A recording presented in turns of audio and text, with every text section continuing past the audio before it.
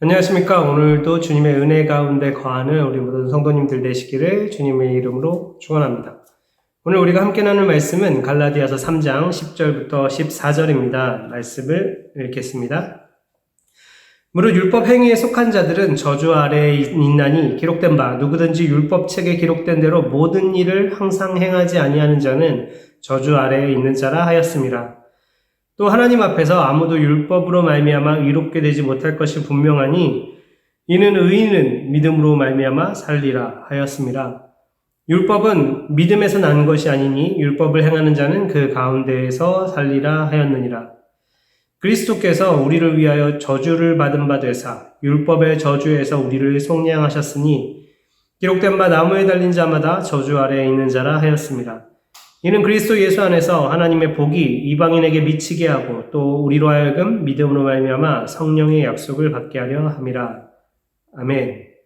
네, 오늘은 어제 믿음으로 말미암은 자와 대조되는 율법의 행위에 속한 자에 대해서 말씀하고 있습니다. 9절에서 믿음으로 말미암은 자는 믿음이 있는 아브라함과 함께 복을 받느니라 이렇게 선언한 바울은 10절에서 무릇 율법의 행위에 속한 자들은 저주 아래에 있다라고 선언하고 있습니다. 완전 대조가 되고 있죠. 복과 저주. 네. 신명기 27장 26절 말씀을 인용하여 기록된 바 누구든지 율법책에 기록된 대로 모든 일을 항상 행하지 아니하는 자는 저주 아래에 있는 자라 이렇게 말하고 있는데요.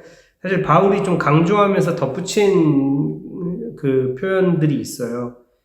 항상, 모든 일을 항상. 네.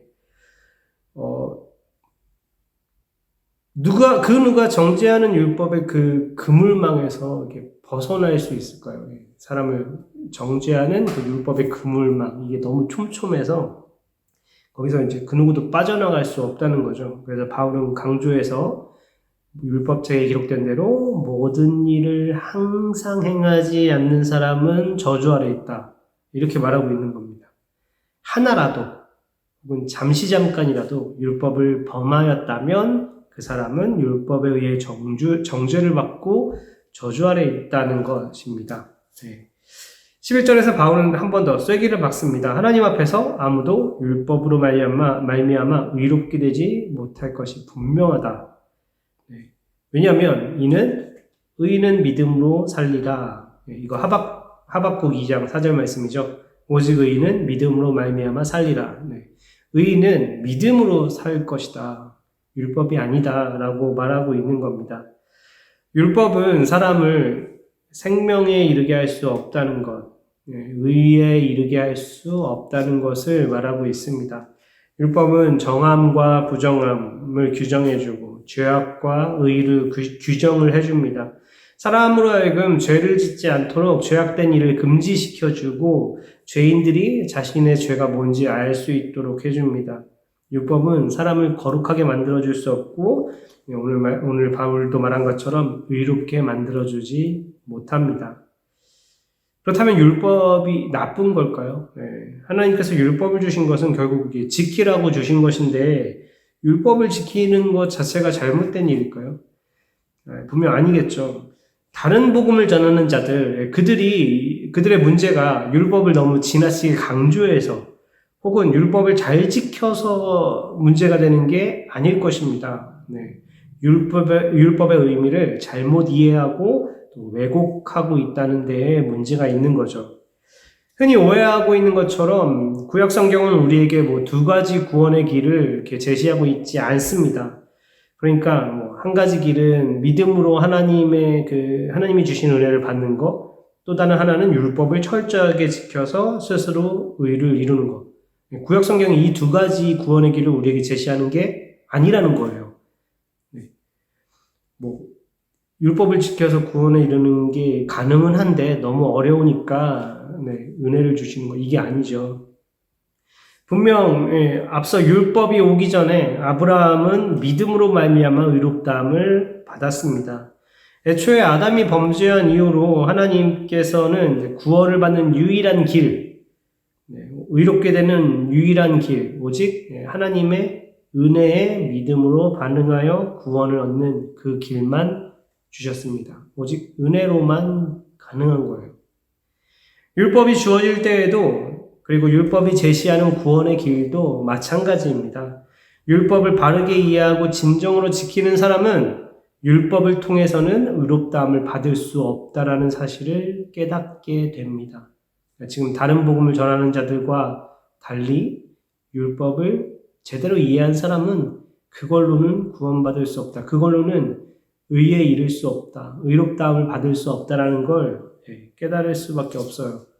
그렇기 때문에 율법을 지키는 걸로 의롭다함을 받지 못하고 율법을 지키는 것에서 넘어서서 하나님의 은혜와 자비를 구하고 그 은혜와 자비를 의지하게 되는 것이죠.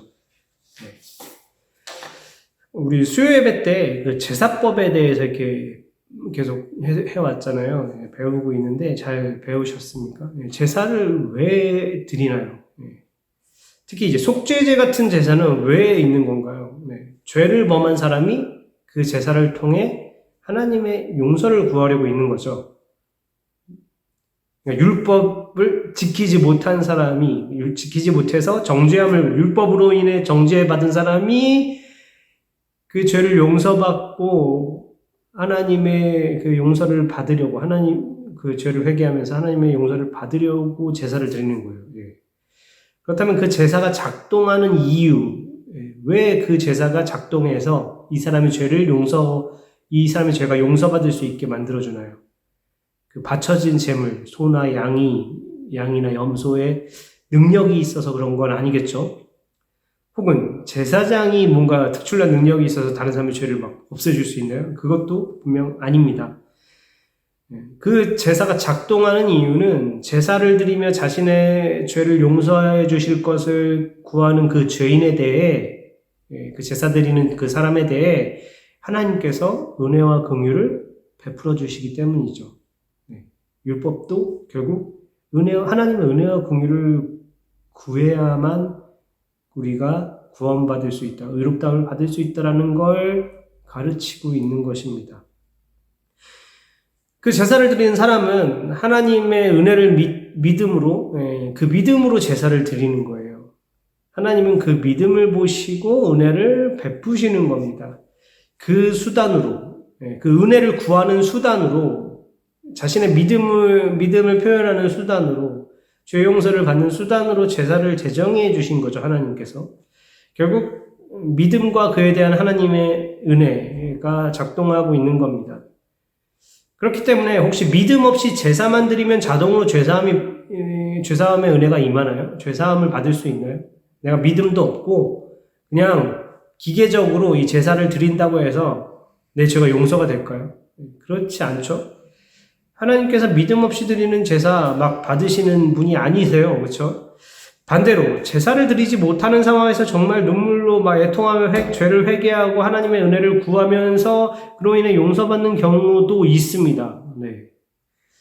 근데 그럼에도 불구하고 그냥 그 제사라는 도구 없이, 제사라는 절차 없이 믿으면 하나님이 그냥 은혜 주시고 이렇게 하지 않으시고 이 제사라는 도구, 이 제사라는 절차를 주신 이유가 있습니다. 네. 그 이유가 있어요. 그냥 아무 의미 없이 주신 게 아니죠. 이제 뒤에 그 3장 24절에 보면 바울이 율법이 우리를 그리스도께로 인도하는 초등교사가 돼요. 옛날에 몽학선생 이런 말을 썼었는데 초등교사가 되어라고 말하고 있습니다. 우리가 아직 아무것도 잘 모르는 글자도 모르고 이런 아이들한테 우리가 무엇으로 가르치나요? 그림책으로 많이 이제 교육을 시작을 하죠. 그리고 나중에 조금 커서도 시청각 교육이 되게 효과적이기도 합니다. 이 제사제도, 율법도 그렇고 구약에 있는 많은 그런 상징들은 마치 그림책과 같은 것입니다. 초등교사. 네. 제사만 따져봐도 그래요. 이게 재물이 잡혀 죽는 것을 보면서 재물 목을 따고 피 쏟고 각을 뜨고 하는 그 과정은 진짜 피 비린내가 진동하는 그런 과정이겠죠. 그걸 보면서 그 제사 드리는 사람은 죄라는 것이 얼마나 끔찍한지를 느껴야 합니다. 느끼게 될 수밖에 없을 것 같아요. 그렇죠?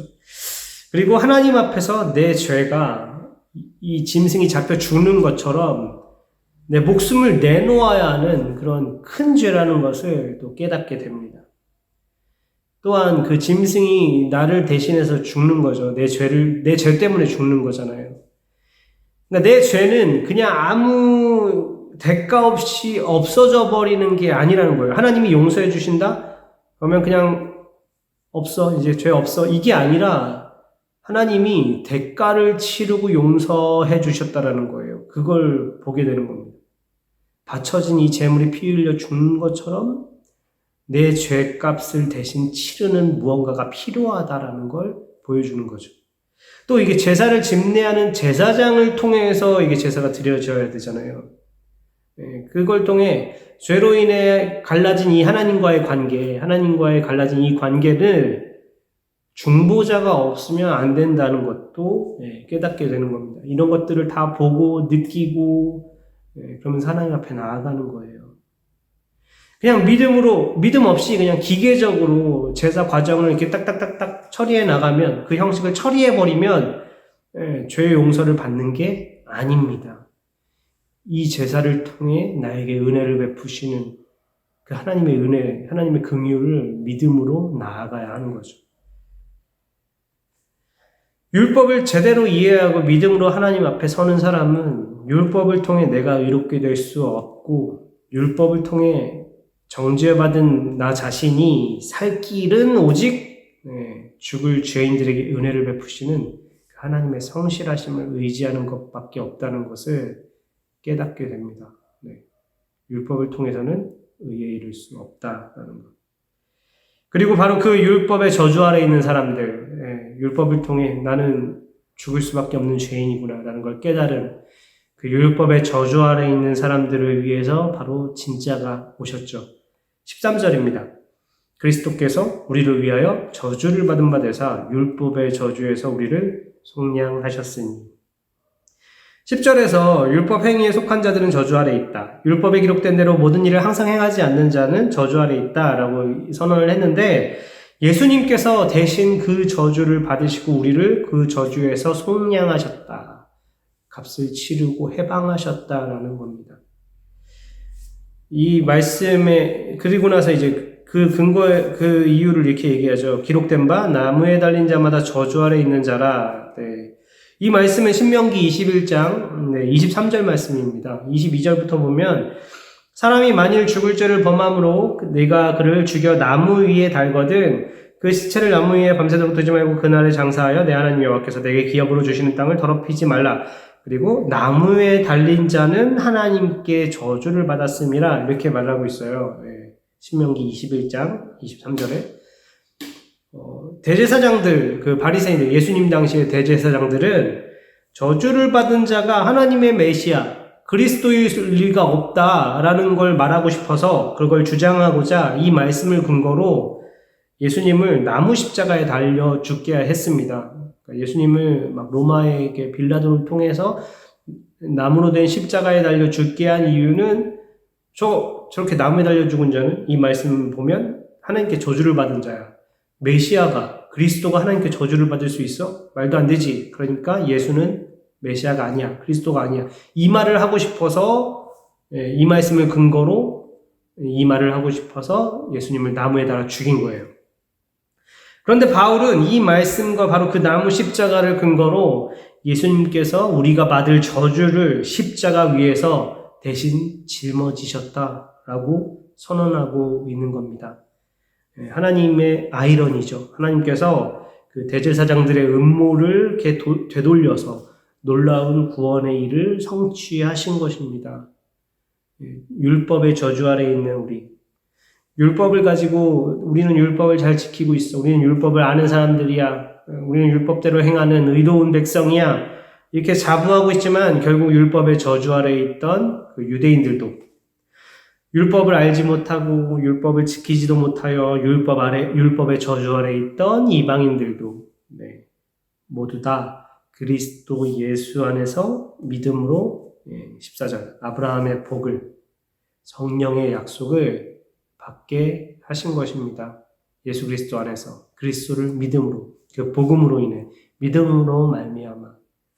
율법의 행위에 속한 자는, 그리고 율법을 지키지 못하는 자도 하나님의 저주 아래 있지만, 하나님은 그 율법의 정죄로부터, 율법의 저주로부터 우리를 살리셨습니다. 누구를 통해 예수 그리스도를 십자가에 못 박아 죽이셔서, 내어주셔서, 우리를 위해 내어주셔서, 예수님이 우리가 짊어질, 우리에게 주어진 그 율법의 저주를 십자가에서 대신 짊어지셨습니다.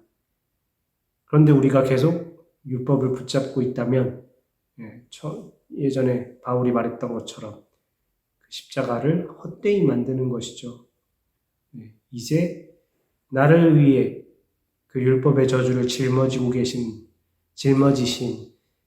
나를 그 율법의 저주로부터 속량하신 예수 그리스도를 믿음으로 말미암아 우리가 의롭다함을 얻게 되는 것입니다. 우리 계속해서 우리가 받은 은혜가 무엇인지를 하나하나 짚어가고 있어요. 또 다시 반복되는 내용도 있죠. 가장 중요한 것은 우리가 그 은혜 안에 있다는 것을 기억해야 한다는 것입니다. 우리에게 하나님께서 무언가 새로운 짐을 짊어주시는 것이 아니라 우리에게 은혜를 베푸셨다라는 것, 그리고 우리가 그 은혜 안에 있다는 것을 잊지 않고 기억하시는 우리 성도님들 되시기를 주님의 이름으로 축원합니다. 우리는 율법의 행위에 속한 자가 아니라 오직 믿음으로 말미암은 자라는 것을 기억하고, 아브라함의 믿음으로 하나님을 믿는 아브라함에게 복을 주신 하나님께서 오늘 예수 그리스도를 통해 하나님 앞에 나아간 우리에게도 동일한 복을, 믿음으로 말미암아 성령의 약속을 주셨다는 것을 기억하고 그 인도하심을 받는 우리가 되기를 주님의 이름으로 축원합니다. 우리 기도하겠습니다. 하나님, 오늘도 또 주님의 은혜 안에 거하는 저희들 되게 하여 주시옵소서. 우리가 세상에 많은 짐을 짊어지고 있다 보니까 또 우리의 믿음도 마치 짐인 양 착각할 때가 있습니다. 우리가 믿음으로 아버지 앞에 나아갈 때, 믿음으로 우리 주님 앞에 나아갈 때 주님께서 우리에게 말씀하셨습니다. 수고하고 무거운 짐진 자들아, 내게로 와서 쉬어라. 내게로 와서 안식을 누려라. 우리가 주님 앞에 우리의 짐들을 내려놓고 주님의 그 은혜를 받아 누리는, 그 평안을 받아 누리는 오늘 하루가 되게 하여 주시옵소서. 주님께서 저희들의 삶을 인도하여 주시고 저희가 하나님 앞에 설 때까지 넘치는 은혜로 부어주실 줄 믿사오며 우리 주 예수 그리스도의 이름으로 기도합니다. 아멘.